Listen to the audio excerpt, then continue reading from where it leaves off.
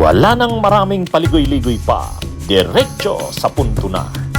Maiksi lang ang komentaryo, pero diretso sa punto. Maraming kuro-kuro, may tiwali, may totoo. Dito, sa puntong diretso tayo. Punto diretso. Oh, mga kabunyog, mga kababayan, 3 straight days na, sabi ng Rappler. 3 straight days, 3 sunod-sunod na araw na hindi na nagpapakita si Loren Legarda sa Senado. Ay Monday, Tuesday, Wednesday, impeachment trial yan. Napaka-importante niyan. Pero sa 3 magkakasunod na araw, wala na si Loren Legarda. Hindi na nagpapakita. Bakit? Natataranta na ba siya doon sa ikinaso sa kanyang plunder? Kasi may preliminary investigation na siya. Papadalhan na siya ng subpina ng ombudsman para mag-submit siya ng counter affidavit. O mukhang naghahanda na siya ng kanyang depensa. Yung kasi, akala niya kasi, hindi seryoso si Ombudsman Boying Rimulya. Yan. Mukhang natataranta na si Loren Legarda. Ayaw matulad kay Marcoleta. Mapapansin na parang taranta na ito dahil diyan sa problemang kinakaharap nilang mag-ina. Alam naman natin na inanunsyo na ng ombudsman na magsasagawa na ng preliminary investigation dito kay Loren Legarda at sa anak niyang si Leandro Libeste. Tungkol ito doon sa anomalya, doon sa proyekto na solar o ng kanyang anak na si Leandro Libeste. Yung solar power project ng kanyang anak. Kaya sabi ni Ombudsman Boying Rimulya, isasailalim na sila sa preliminary investigation. At ang kaso pa naman ay plunder. Dati relax pa yan si Loren Legarda. Relax pa yan. Ngayon makikita mo, taranta na Hindi na nga umattend. Hindi na umattend sa session ng Senado, yung impeachment trial. Siguro na na siya. Naghahanda na sa depensa niya. Mga kabunyog, mga kababayan. Kaya ito, napansin ng Rappler at ng media, wala si Loren. Di ba hindi naman nag-a-absent yan? Hindi nag-a-absent yan. Sa panahon yan na mainit yung issue nilang mag-ina. Si dating Manila Mayor, Manila City Mayor Lito Atienza, dating congressman din yan, nagpahayag na, willing daw siyang magtestigo laban dito sa mag-inang Legarda. Kaya, mga kabunyog, mga kababayan, ang kanya pa namang anak na si Leandro Libeste, may isa pang problema. Yung tungkol doon sa honey trap, yung di umano'y, ito umano ang mag-finance noong mga babae, yung mga bayaran na babae na gagamitin para siraan si Executive Secretary Ralph Recto. Iniimbestigahan na rin yan ng NBI. Iniimbestigahan na rin. Isusumpi na itong si Leandro Libeste para imbestigahan sa issue na yan. Aside pa dyan, ito na ngang plunder.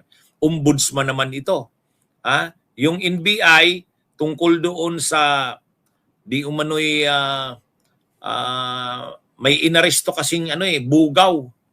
May inarestong bugaw at pinagtapat nung nasabing bugaw na siya ay kinausap ng isang dating congressman para maghanap ng mga babae na ibibigay nga kay kay Executive Secretary Ralph Recto.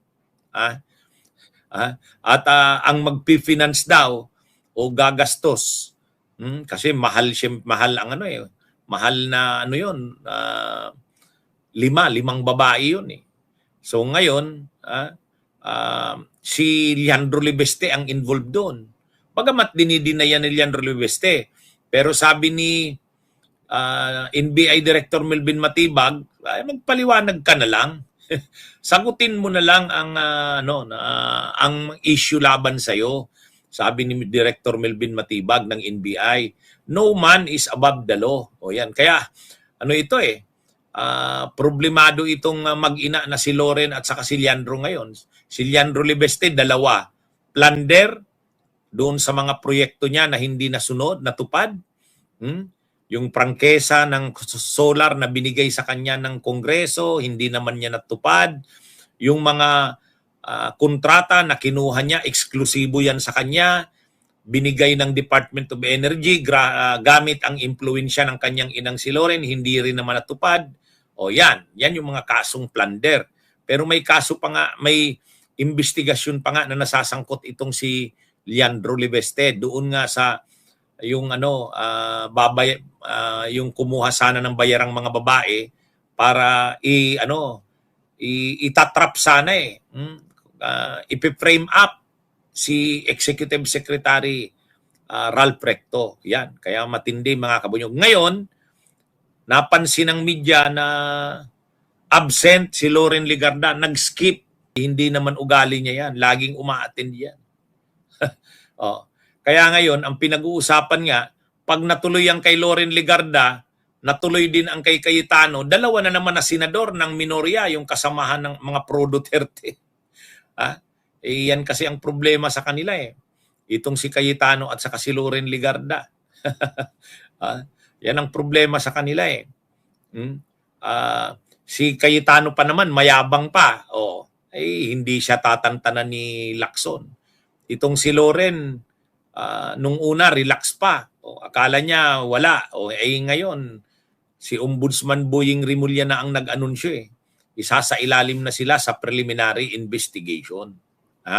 Yan, mga kabunyog, mga kababayan, matindi. Sigurado, naghahanda na yan si Loren saka yung anak niya. Mahirap kasi na yung anak niya, akala mo, lumalaban daw sa korupsyon, anti-corruption advocate, ay siya rin pala, marami rin siyang, marami ring baho sa kanya. Itong si Loren Legarda rin, pinagmamalaki niya, wala daw siyang bahid ng wala daw issue sa kanya kasi matagal na daw siya sa public service, walang issue sa kanya, sabi niya. Kaya hindi daw siya papayag na masira ang kanyang reputasyon at integridad. Malalaman natin yan. Malalaman natin yan. Magsisimula na yung preliminary investigation nilang mag-ina. Kaya ito, saka seryoso talaga si Ombudsman Boying Rimulya. Ang tawag diyan ni Ombudsman Boying Rimulya, ghost electricity. At maraming gustong tumulong para mapanagot nga itong si Loren Legarda at si Leandro Libeste. May mga willing magtestigo. Si Lito Atienza. Yan. Okay, mga kabunyog, mga kabayan, magandang araw sa inyong lahat. Bunyog, bunyog, halikan na kasama ka. Bunyog, kapag buklod ay may pag-asa. Luzon, Visayas, Mindanao, isa ang pananaw. Sa bagong Pilipinas ang bunyog isisigaw. Bunyog, bunyog, bunyog.